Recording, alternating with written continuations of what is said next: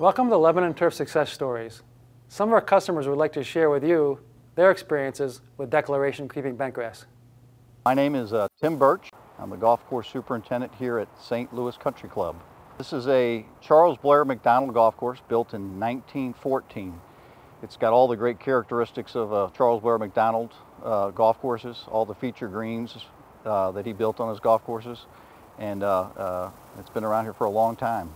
We renovated the golf course in 2008. The golf course, being as old as it was, had many grasses throughout it.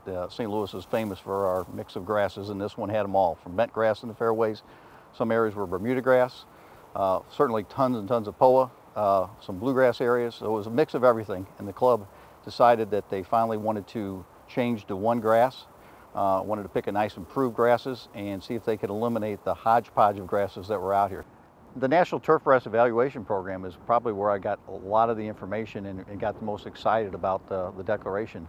And from there, I did talk to superintendents in other areas of the country that did have it for several years, and took their excitement and their belief in some of the NTEP study information on dollar spot resistance and aggressiveness, which is just what I was looking for here at St. Louis Country Club. The little bit of bentgrass I did have here before that, dollar spot was my #1 nemesis, and so it was high on my list to try to find a grass that I wouldn't have to spend my springs, summers, and fall fighting dollar spot on my fairways, along with the rest of the NTEP information that rated it quite high, and it got me excited, and so that's why I picked.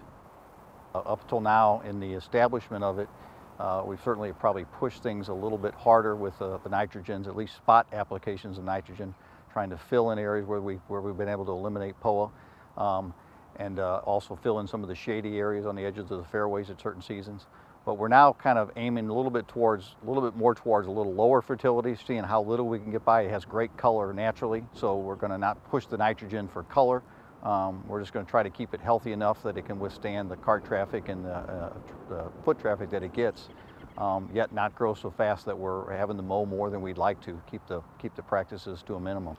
Now that we have a good stand of one bentgrass, it's kind of exciting to actually be able to develop programs around that grass, and certainly with this declaration, we feel that we can do a lot to aerify it and keep it healthy. We're planning much more verticutting. We've done some, but this year we just don't think we can do too much of it.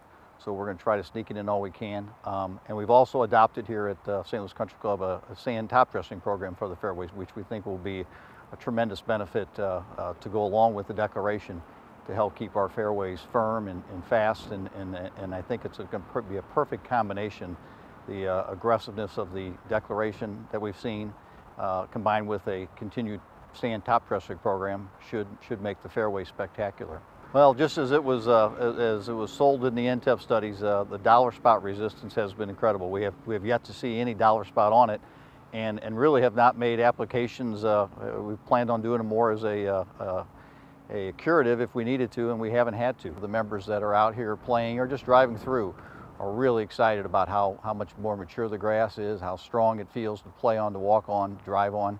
In fact, their questions have gone to, can we get the rough perfect now? So we're happy, they're happy. It should be a great year.